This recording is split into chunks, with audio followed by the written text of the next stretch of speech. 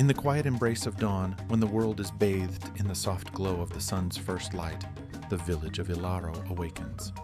It is a place where tradition runs deep, where the spirits of the ancestors walk beside the living, and where every breath is a tribute to the past.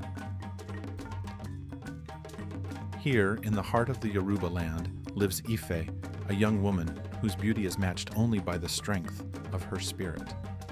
She walks the familiar paths of the village, her heart burdened by a secret, a love that defies the very traditions that have shaped her life.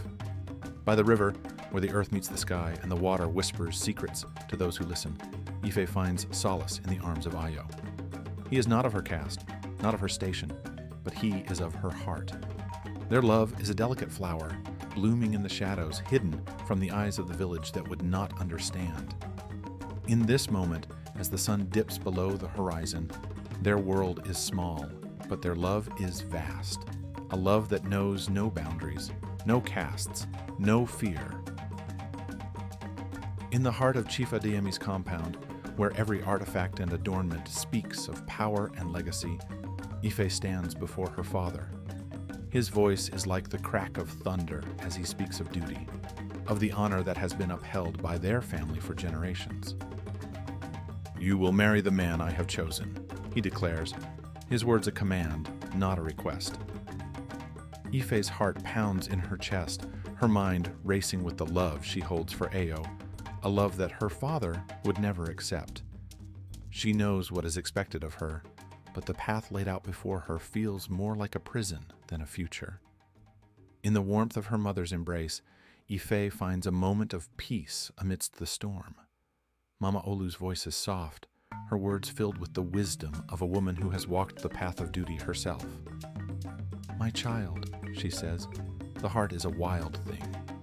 It does not heed the words of men, nor the laws of tradition, but the heart is also fragile, and the world is not kind to those who defy its rules." Mama Olu's words weigh heavy on Ife's soul, for they speak to the very struggle that tears at her, the struggle between the love that fills her heart and the duty that binds her to her family.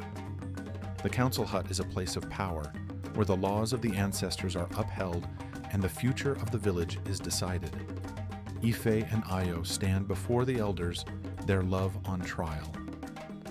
Elder Ogunleye's voice is like the wind through the trees, cold and unforgiving as he speaks of the traditions that have kept their people strong for generations. "You cannot defy the will of the ancestors," he says, his words a final judgment. The other elders nod in agreement, their faces masks of authority. But Ife and Ayo's love is not something that can be easily dismissed. It is a fire that burns bright, even in the face of such overwhelming odds. Create a dramatic night scene in the village, where the full moon casts a silver light over the landscape. The village is quiet, with only the sounds of the night filling the air. Ife and Ayo are seen fleeing the village, their figures silhouetted against the moonlight. They are dressed in simple, dark clothing, blending into the shadows as they run hand in hand toward the dense forest at the edge of the village. The forest is dark and mysterious, with towering trees and thick underbrush that seem to close in around them. The path ahead is uncertain, but the couple moves with determination, leaving behind the only life they have ever known in search of freedom and a future together. And so, under the cover of night, when the world is asleep and the stars bear witness, Ife and Ayo fleeing the village. This is the beautiful story of Ife and Ayo love story. Thank you for watching, and remember to turn on your notification icon.